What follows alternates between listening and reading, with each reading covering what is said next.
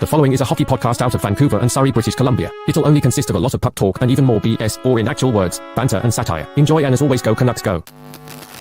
I'm starting to believe that Marcus Pettersson could beat JT Miller up in a fight. Okay, and I'm also starting to believe that if we didn't make that trade, Cody Ceci would be a Vancouver Canucks. So, thank you. Thank you, Alvin.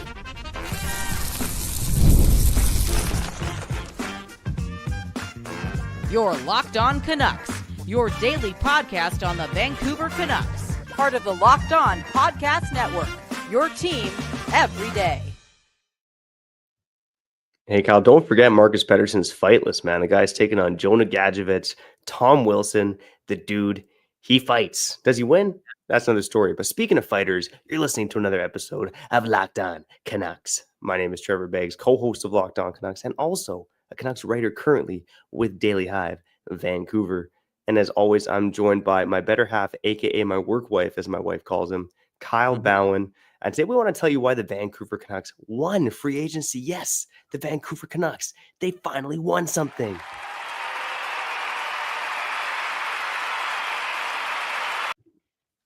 May seem like a crazy take, but let's talk a bit about it. Why the Vancouver Canucks won free agency. And specifically, it talks about what they did not do free agency compared to what other teams did.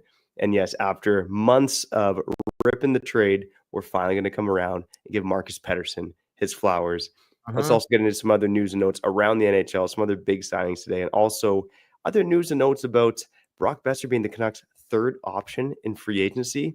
I don't believe it, man. It's propaganda. It's propaganda. It's propaganda. Rick was lying, Kyle. I think he's got misinformation, man. I think he's lying, bro. No. I think he's trying too hard. No. Rick Dollywell's the best podcast in the city. I don't want him to beat me up. But, okay, no. Hold on. Okay. What I'm trying to say is, I feel like maybe, it's his last couple days on Donnie and Dolly for the summer break, right? Maybe on the lunch break, he had one too many Crown Royals, and maybe he mixed up his words. Because I don't believe it. I've seen the clip. I don't believe it. I don't. I think the Canucks circled back on Brock because he was one of their options, and they got him at a fair price, right? They got him for $1 million and more less, if you know what I'm trying to say, like 1.25 less than what Nikolai Ehlers just got, which he got fair market value, but Brock Boeser, quote unquote, didn't, because he wanted to be a Vancouver Canuck and whatever. We'll touch more on that down the road. And also, we're going to touch a little bit on Marcus Pettersson in like 3 or 4 minutes, but I want to start here. Okay. The Canucks won free agent frenzy. I feel like they kind of won the draft too. The Canucks historically, again, not making the playoffs, always trading the first round pick, always trading their draft picks, just acting like there's something they're not. And this time around, looking back at it, and again, this has a lot to do with them not overpaying for Brock Boeser. It kind of just feels like things went our way. It was calm, cool, collected. We didn't act desperate, right? If it wasn't Marco Rossi, if it wasn't Matt Barzal, we're not going out desperately looking for a second line center. Even though there's reports about us picking Dvorak over Boeser, which I don't believe. All in all, though, I like how there wasn't proof of desperation, this time around, because it could have been easy for them to do so. Again, Rutherford talking about how they got to impress Quinn Hughes, and Quinn Hughes wants to play with his brothers, and we just had the season from hell. But again, you know what I'm saying? Like, we wake up today on July the 3rd, and for some reason, I'm confident with the lack of moves. And maybe that has a lot to do with the energy that Garland, Demko, and Boeser have been spewing out about their love for the city of Vancouver and the Canucks. But all in all, I think it has more to do so with nothing dumb happening. Yeah, I guess really the riskiest thing they did here, Kyle, was the Evander Kane trade.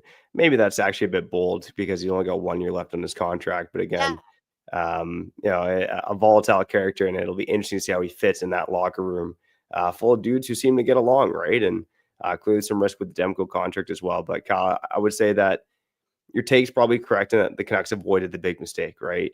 Absolutely overpaying for an asset just for the sake of getting a center in the door. Now, you bring up the draft as well, and I think you read draft extras from around the league. And they have the Canucks kind of probably middle of the pack in terms of how they did in the draft based on value of picks. But Kyle, like you said, this just hasn't been a team that is picked in the first, second, and third round. I believe has it been 7 or 8 years since they've done so. It's been quite some time, right? This is a team that traded 3 first-round picks in the past 5 years prior to this year. So again, they held on to all those picks. They made some interesting bets, some interesting selections. And Kyle, they did avoid the big mistake, for lack of a better term. Now, there's still a ton of risk down the middle. Don't get me wrong. But again, I think you bring Boeser, Demko, and Garland back on value contracts, more or less. I think Demko's is probably the one with the most potential risk in there. But I think overall, pretty good signings by the Canucks overall. And again, July 1st is silly season, man. And we're used to it in Vancouver, just banging our heads against the wall for some of the dumb decisions this team has made. And for the most part, that's been gone in the Alvin era. So I mean, that's mainly from Canuck fans. But even look at last year, right? Desharnais and Danton Heinen, and like those are swings and misses. Mm-hmm. We didn't even go down that route. And maybe at the time the Danton Heinen contract, and I think he's a good player too. Maybe like again, I think it was hard for a lot of new guys to enter that locker room last year and succeed because of what Miller and Pettersson did to that whole room. Just like a cancerous environment spewed out by them not being able to see eye to eye. Like it's a very odd place to be when you go into a workplace and the two like most important employees hate each other. You know what I'm saying? Yeah. But again, the Vincent Desharnais thing was just a bad get. That was never going to work out. That was a 1% chance that it was going to work out. And they paid double the price that anyone else would have paid Vincent Desharnais. That was a dumb move. It really was. Like they were trying to force the issue. They were trying to maybe listen to Rick Tocchet again. Maybe I'm glad that guy's out the door because that guy was Vincent Desharnais' biggest fan, apparently, allegedly. But all in all, they were trying to replace Zadorov. They couldn't get it done. And this time around, I feel like they're just more focused on sticking to what they want in their quote unquote workplace or their dressing room, and just wanting guys who want to be here. Right. And you could throw Evander in that mix too. He had other options, but he wanted to come to Vancouver, and just focus on high compete. And even with the Coots pick, right? They could have got Eklund, and I'm assuming Eklund is a hard worker too. Like he's a horse. He's a good forechecker. That's what I heard about him too.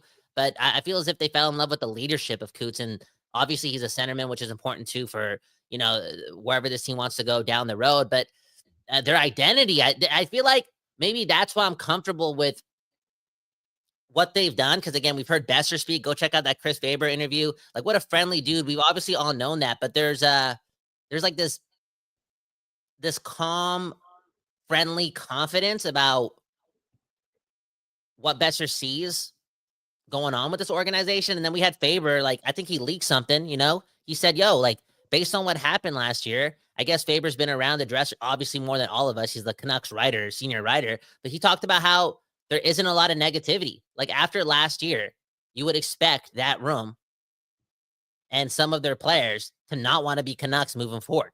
But there's a calm demeanor about that room, which is important. We're not seeing that from the fan base a lot, but that room actually feels like they can get away from last year. They can run away from it and not hold off of it.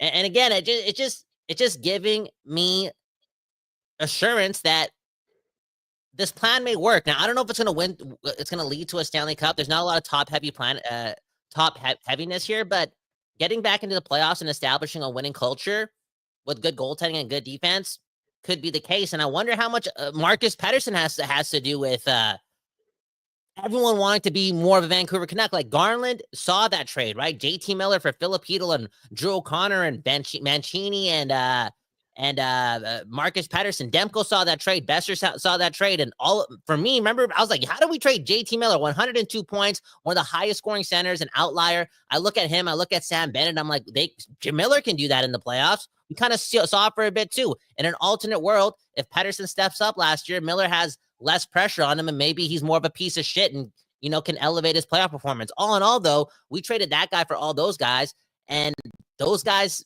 Boeser, Demko, and Garland, like they still want to stay around. And I think, again, it has a lot to do with Marcus Pettersson's demeanor. Like it just seems like a more friendly place to be, and they're doubling down on that, like fixing the work environment and hoping that, again, we can just forget about last year. Yeah, well, I think that's one thing that Boeser actually mentioned when he spoke to the media yesterday, Kyle, was you talk about the confidence in the team, the confidence in that group. One thing Besser mentioned was the fact that they were really close to the playoffs, despite everything that went on last year, despite the drama, despite the injuries. Like, they were right there in the playoff mix up until the final week or so of the season. So I think there's a belief that, even if they're 10% better than last season, with 10% better injury luck, like this should be a playoff team. Now, it does wait to be seen, but, there are a lot of pieces there to get the job done. Kyle, like you alluded to, with the goaltending, the defense, some interesting bets at forward as well. And come on, man, these guys live in Van City, man. The West Coast bias. They should be loving it. They should be happy to be in Vancouver. And again, Marcus Pettersson, who actually even wore an A on his chest at some points last season, it has made a difference in the locker room as well. Now, Kyle, on the other side, I do want to get a bit more into the bet the Canucks made on Marcus Pettersson and how that compares to some of the bets that were made in free agency. And let's look at some of the free agent lists and value there. And I even want to look at some of the 1, 2, 3 defenders on other teams, other contenders, specifically in the Western Conference as well. And even on that note, Trevor, sorry to cut you off, but it was a couple weeks ago when you and I are so desperate to fix their 2-hole and that center position, and it's such a crucial position considering that we did have Miller last year, and that was one of our strengths, right? No, a lot of teams couldn't compete with Pettersson and Miller. Look at the potential of that. Oh, a Norris candidate and Quinn, Demko.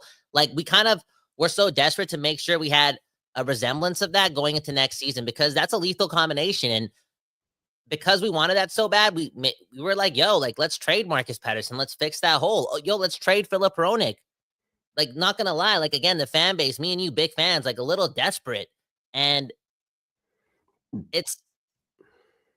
I don't know. It's just different to see Alvin and Rutherford, and again, critical parts in their tenures as like the leaders of this organization. Like, stay calm, cool, collected.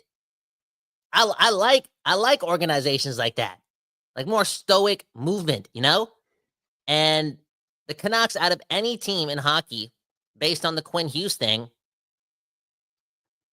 should feel desperate, but to act desperate is another whole other thing. And it's just more beneficial if this organization just moves great, like moves amongst the best. And I how we felt about Albina and Rutherford last year before they signed Vincent Desharnais, because I come on, that was just stupid as hell, bro. Like, they Rick Tocchet, man, just I'm excited for not having Rick Tocchet here. We'll talk about that later too. But again, I just feel more confident in Rutherford and Alvin, and that has to do a lot with their lack of moves. Yeah, I think there's things you raise an eyebrow in free agency when it comes to the head coach stories here in Vancouver. I think last offseason it was Rick Tocchet calling Vincent Desharnais and convincing him to sign into Vancouver. This offseason it's Adam Foote saying he's got full confidence in Pettersson and Hedl. Both come with again a bit of a question or a bit of trepidation, I should say. But between the two, I think I feel more confident with Adam Foote's take there. Let us know in the comments. Did the Vancouver Canucks win free agency? Tell us we're wrong. Tell us we're crazy. I dare ya. We'll be back on the other side here on Locked On Canucks. Before we get back to the show, let's shout out our friends at Monarch Money.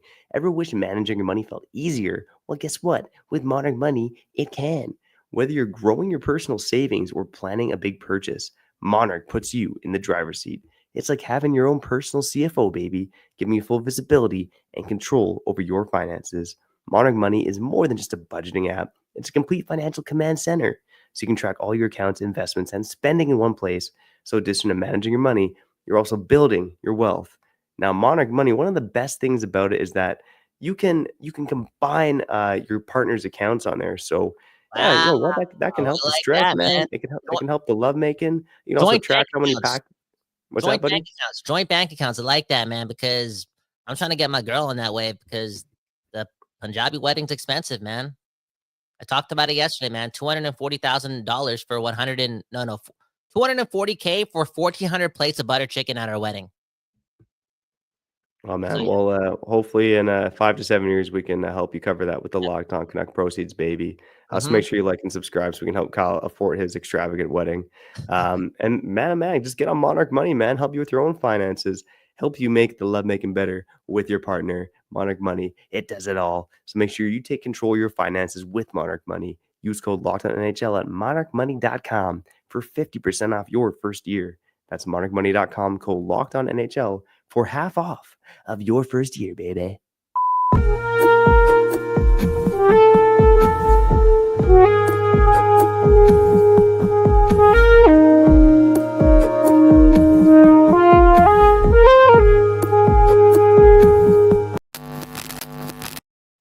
Okay, we back doing this, and that's talking about your Canucks. Trevor Beggs, second best dad in the world.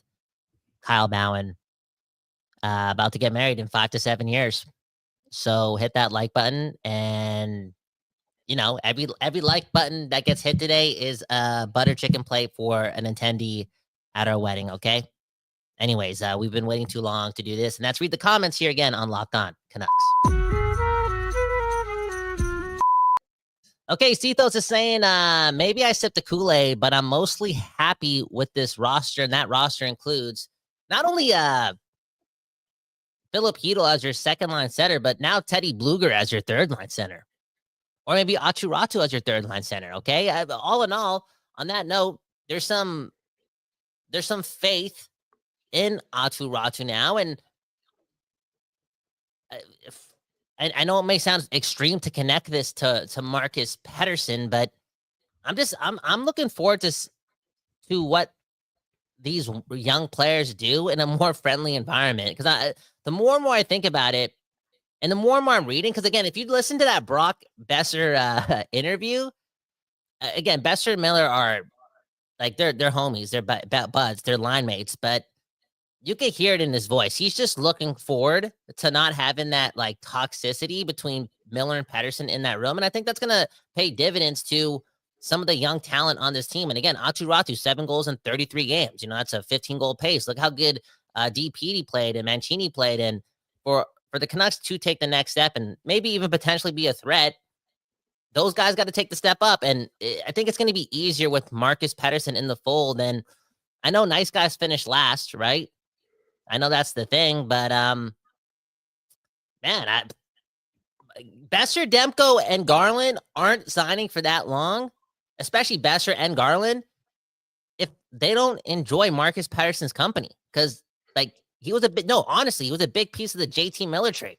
Like, if those guys didn't believe in what he does on the ice, but also what he could do for that room and how refreshing it's going to be to have that like change of pace and dynamic in that room, they're not staying. And I think they're big believers in him as not only a hockey player, but as a person. Yeah, I mean, look at us just gassing up Marcus Pettersson here after ripping the trade for months. But he's got the leadership qualities too. He's said in interviews he tries to be a vocal guy in that locker room. He's been around Sidney Crosby for a chunk of his career, right? He's even going this far back to being around Getzlaf and Bieksa when he was a rookie in the NHL. So again, there's a lot to like about Marcus Pettersson off the ice, but even on the ice too, Kyle. You signed this guy to the 6-year extension, $5.5 million a season. It obviously seemed like a slap in the face to Boeser at the time, but we knew it was fairly good value. I mean, you look at where the Athletic has him on their model, they have his value projected to be around that $7 to $7.5 million range because he is a dependable number 2, number 3 defenseman. Now, I think some of the analytics, they bump up his offensive metrics a bit too much. The teams he's on, whether Pittsburgh or Vancouver, they tend to produce more when he's on the ice. But again, he does a good job of moving the puck up the ice. And Kyle, you just look at the other contracts that were signed in free agency, right? Yeah. We talked about it with LA. Getting Cody Ceci and Brian Dumoulin. Man, oh man, I'm even obviously Ivan Provorov stands out too. K'Andre Miller in Carolina. I mean, that's a big bet. I think he can work out in Carolina, but he signed him for $7.5 million for 8 years. He's 4 years younger than Marcus Pettersson, sure. But that's a big bet to make on a guy for $2 million more a year than Marcus Pettersson, who is nowhere near his level right now, in my opinion, even though he's got more upside. And Kyle, I'm even looking around the Pacific Division at other contenders right now. Like the Edmonton Oilers had one of the best defenses in the NHL this season. Their top 3 guys are Bouchard, Ekholm, and Nurse. And Ekholm's 35; he's getting older. Darnell Nurse is obviously one of the worst contracts in the league, and sure they got some other guys below them to insulate them. But again, just seeing how those contracts play out compared to what the Canucks have with Hughes, Hronek, and Marcus Pettersson, you feel pretty damn good about that. I even look at the Vegas Golden Knights as well. I mean, that's a team where it sounds like Alex Petrangio's career is going to be over. So that's a blow to him, and certainly helps the Canucks out as well. Now their top three is Shea Theodore. Don't have in front of me Shea Theodore, Noah Hannafin, and Braden McNabb in terms of cap hits. Pretty good. Again, you feel pretty good about the Canucks top three there compared to those guys. So I think the way the Canucks have constructed their contracts, and obviously helps that Hughes is playing at 7.85 because I think he's a $15 million player, especially in a couple of years when he becomes a free agent. Again, you really feel good about the value that Marcus Pettersson got there. I mean, look at Kevin Ball in Calgary making $5.25 million. I mean, so many contracts were signed in free agency that makes you go, damn, I'm glad we got Marcus Pettersson. Yeah, and let's not kid ourselves. Like, I think, and correct me if I'm wrong, or maybe not giving him enough credit, but I feel like he's the perfect like number 3 guy as opposed to like a number 2 guy. I think the standard that Philip Peronic has given us as a number 2 guy, like maybe we're spoiled here, but that's it. That's it to me. Especially when you look around for good teams, right? Like Seth Jones and Gustav Forsling, or Gustav Forsling and Seth Jones, and Gustav Forsling and Montour Ekblad like last year. And, it's like, what I'm saying? Like, it's like Hedman and Sergachev, right? Like, Hronek is a tier above Marcus Pettersson, but it's safe to say that Marcus Pettersson, like, even stylistically speaking, and thinking about the eye test over the last, 35, 40 games where he came in, like, rarely played bad games. Like, the spotlight was on him so much, especially from my vantage point, because I'm such a big JT Miller fan, like,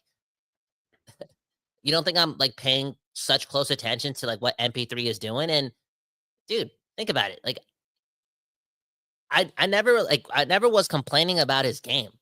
He never made mistakes. He came here and he actually played extremely well. Extremely well. And he's reminding me of Chris Tanev, minus the amount of block shots, but Chris Tanev's a psychopath, so you can't really compare the two. But the steady first pass, being good with your stick, just a good skater. It doesn't surprise me about the teams where he's on and when he's on the ice. Those teams have better offensive metrics because he's just smart and intelligent. And maybe this is why I made the connection with Raty and Pettersson. But remember that game, and maybe a lot of people turned off the Canucks like so late into the season, but it was during that miracle comeback against the Dallas Stars where they scored like 3 goals in 50 seconds. But one of those goals was created by Marcus Pettersson. And he made that like crisp first pass to Aatu Raty near the side of the net. And again, just reminds me a lot of Chris Tanev. And Trevor, man, we got to slap ourselves in the face. Marcus Pettersson should be allowed to slam us through a table, high stick me in the face, break a couple of my teeth. Because I was, again, dude, I almost got into a car crash, podcasting and driving, thinking about how did we trade Gavin McKenna for Marcus Pettersson and Dylan O'Connor. What's his name? Brad O'Connor. That guy, it's like how? And I just wasn't giving this guy enough respect down the road. And just looking back at the contracts and doing like a mental re-examine of like how he played, I'm looking forward to. I know it might not be the sexiest hockey, but bro, I'm getting old. I just want to win. Like, there's just a recipe there. There's just a recipe there for success. And I know Florida's scoring 4 goals a game, and they're so sound defensively, and they forecheck hard, and boom, bam, they played the game so well. But again, the Canucks are trying to find an identity and lean into that, and maybe not participate in the Copy Panther League. And there's a world where this defense is, the best Canucks defense of all time, and you get the best Canucks goaltending of all time, and you're like, yo, there's a recipe for success here. And this was the comment that Boeser talked about. He said, didn't you hear this? He's like, yo, if we all buy in and play as a team and do it for each other, we're making the playoffs. That's the comment that made me think about like, oh shit, like that's proof. Like, obviously we heard about it, but last year the Canucks weren't a team. They're the furthest year league team just showing up to work. And that's why the efforts suck, because they weren't playing for one another. And Marcus Pettersson just allows them, a lighthearted guy, glue guy, kind of like the Zadorov factor too. Like, he'll keep the boys together. And again, I wouldn't be surprised if the Vancouver Canucks, I know this sounds crazy, have a lot of success next year. Kyle, man, let's go, buddy. Let's go.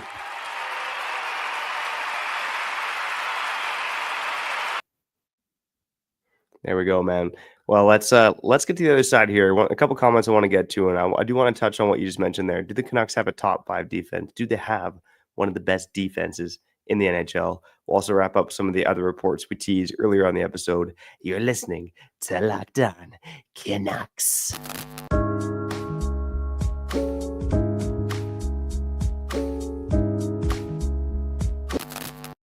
We back doing this, and that's talking about your Vancouver Canucks. One love to Trevor Beggs, one love to the Don't Doze Art Lab for giving us that West Coast bias on the daily.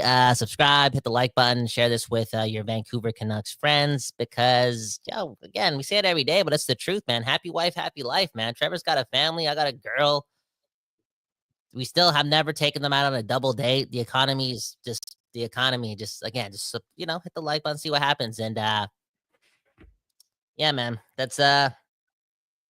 That's my spiel there. No, honestly, Trevor, I'm thinking about it a lot, man. Life is crazy, man. I just moved back with my parents. I'm 32 and a half years old, 5 to 7 years, getting married. Like, dude, I gotta, if butter chicken's costing me $100 a plate right now, what's it gonna cost in, what's it gonna cost in 7 years? What is this, Wagyu butter chicken? Coulthard was telling me this. It's that expensive because they put caviar in the butter chicken. Yeah, you might have to have hot dogs at your wedding, buddy.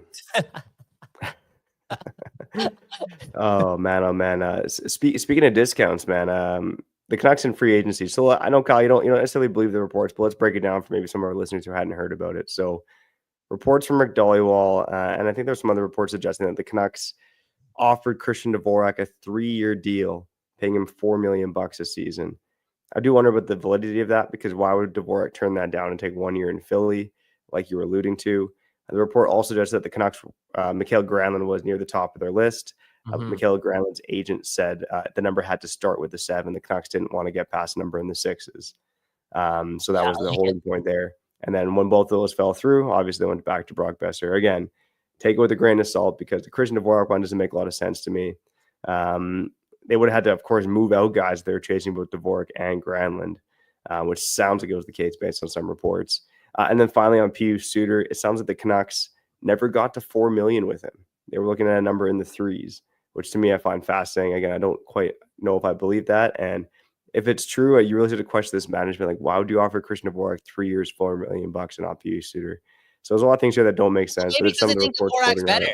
Maybe they think Dvorak's better. That's your answer. Like, why would they do that? Because they think Dvorak's better. I think it goes back to team identity. I wonder if they're valuing, size and toughness too much throughout their lineup. I mean, look at the Evander Kane trade, for instance. There you go. And look at what Green's saying too, because Pius Suter not the best faceoff guy. Like, Dvorak is a 57% faceoff guy, and maybe Dvorak's upside because he's good on the draws as well. And if he's put in the right place, maybe he is like a part-time second line center where they didn't really view Pius Suter as that guy. But even going back to that, like the fact that, again, Dvorak maybe chose Philadelphia over them, so you can't really give Alvin and Rutherford the benefit of the doubt when it comes to this statement, because I feel as if the Canucks were so strict with their internal budget, It's like, oh, we're so desperate. We got to keep Quinn Hughes. Our franchise sucks. Our fan base hates us. Oh, Quinn Hughes may leave, blah, blah, blah, blah, blah. Yo, Mikael Granlund wants $7 million for only 3 years. We should just do that. They're like, nah, our cap is at 6 for Pius Suter. The cap's at I was saying it yesterday. It was probably 3.75. They didn't want to go to 4. And they're like, yo, we're not moving. We're not avoiding the plan. Okay. And again, as Bob Bluger is saying, this Dvorak talk is making me want to spew. What does spew mean? Like bang your head against, I don't know, a machete? Like, what does that mean? Like, you know what spew means? No, I say it sometimes, but I don't know what it means. It means like puke. It makes you want to puke. Spew means yeah, like spew, like you're spewing. Projectile vomiting.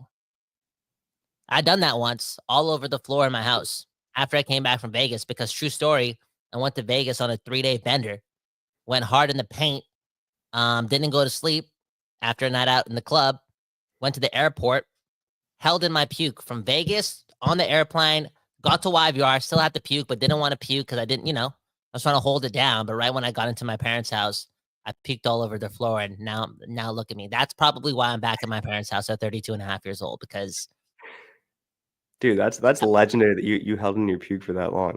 How did you do that? Because I'm scared of public washrooms. You know that, Trevor. Do you ever listen to me? Do you ever listen to? Yeah, but when Aren't we friends? Aren't we friends, bro? Like, I don't like public washrooms. I can't use them. I've only taken a number 2 at a public place once in my life. It was in Colombia at the club, which was crazy. And okay, you know what? Nobody likes this conversation on the hockey podcast. All in all, though, yeah, Dvorak, all this talk about him, I feel as if they just think highly of him, you know? Maybe they've done their internal data and analyzation and whatnot. Analyzation or analyzation? What is it? it's analyzation for sure. Oh, okay. You know how they picked Kiefer Sherwood? And they're like, yo, this guy's going to be the guy. And maybe they projected for him to have 20 goals like he did, you know? And maybe they think Dvorak could have been that guy too. Like maybe there's like some I was going to say Radek Vaska. Who's the guy in Boston again? Pavel Zacha. Pavel Zacha. You can't blame me for getting Radek Vaska and Pavel Zacha. I'm just both check guys. Yeah, it's all good. Oh, man. Maybe they just thought he could be more than what other teams believe, like if he was in the right system or whatnot. But all in all, screw Dvorak, screw Pia Suter. Let's go Aatu Räty, man. I'm excited for Aatu Räty, and that's another reason why we won free agent frenzy, because whether it be Max Sasson or Aatu Räty, bro, the AHL club, and I know Räty didn't play for the Abbotsford Canucks down the stretch because of an injury, but they won a Calder Cup. The development team did that. So it's time to promote from within. And I'm excited about that. And you already know me. I'm a big Max Sasson fan. I'm also a big Aatu Räty fan too, and I hope those guys have good summers. They're always in the gym. They're doing push-ups right now. They're only drinking black coffee, they're not even looking at sugar. Okay, both kinds of the sugar, Trevor. We just brought up Colombia. You know, they're not partying. They're just getting to work. You know, and they're given a chance, and I hope they feel as if it's theirs to lose, as opposed to like it being given to, what was his name? Pavel's that? No. Radek Vaxa. Christian Dvorak. Yeah, there you go. Yeah. Well, I think one thing I want to do here in the next couple weeks is on Locked On Canucks is do a deep analyzation of Aatu Räty's game. But for now, you know, Kyle, we've made it this far in the episode. We barely talked to the people, man. So let's do it to wrap up here on Locked On Canucks. I want to bring up this comment here from Roland. He's saying, I think if we make the playoffs, Quinn stays in Vancouver now. Kyle, I don't know if you had this lined up for a swimming in the ocean segment, but you know, I went on social media yesterday. It doesn't happen every day, but I went on Instagram yesterday and saw all these heartfelt photos that Connor Garland was posting of the team. And one photo stood out to me because it was Connor Garland, Brock Boeser, and Quinn Hughes, and Connor Garland's baby named Quinn in the photo. And I'm thinking to myself, you know, Connor Garland and Quinn Hughes seem like they're close, right?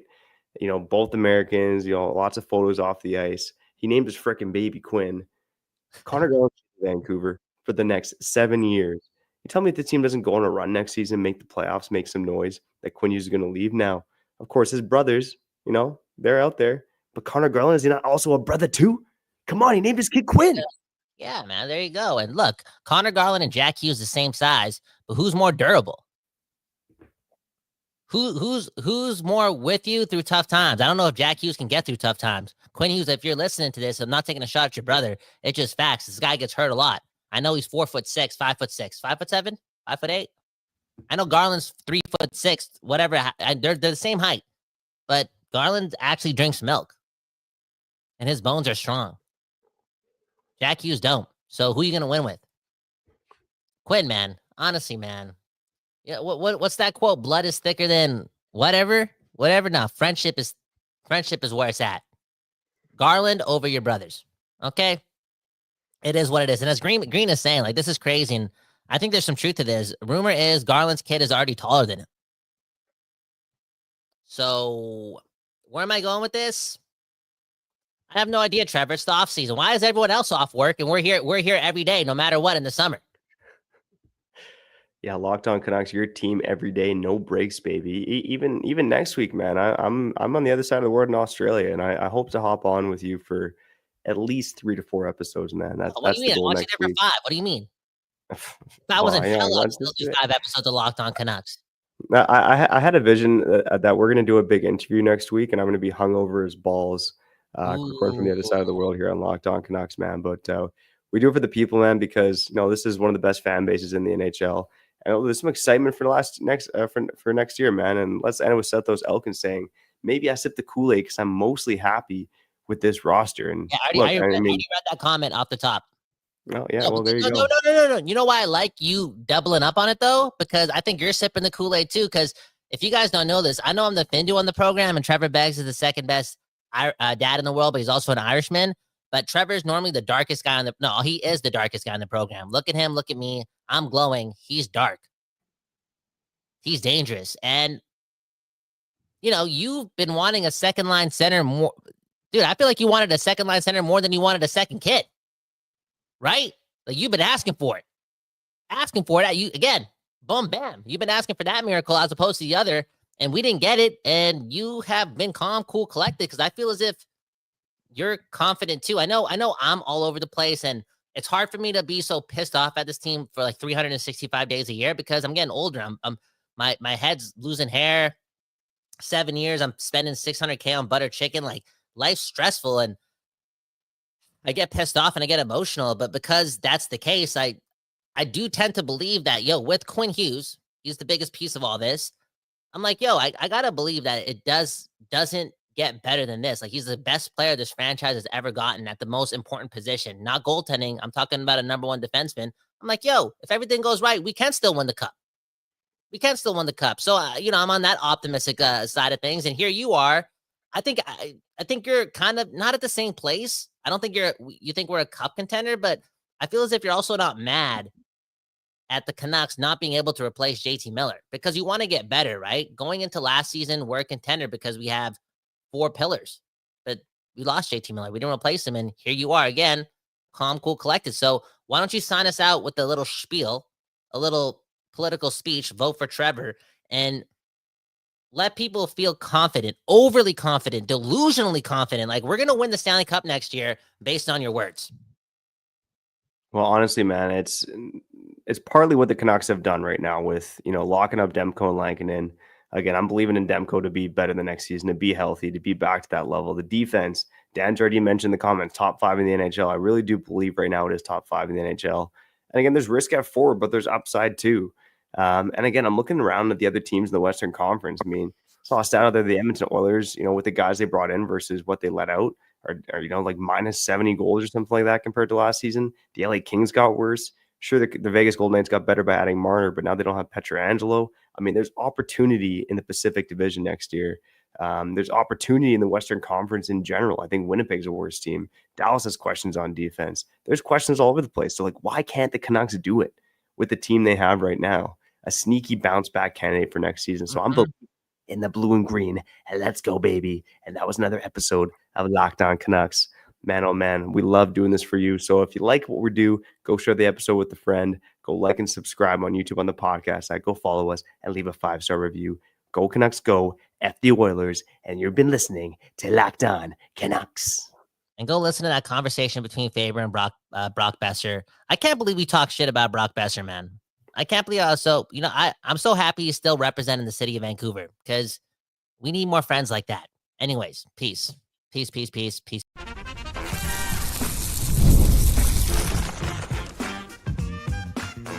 You're Locked On Canucks, your daily podcast on the Vancouver Canucks, part of the Locked On Podcast Network, your team every day.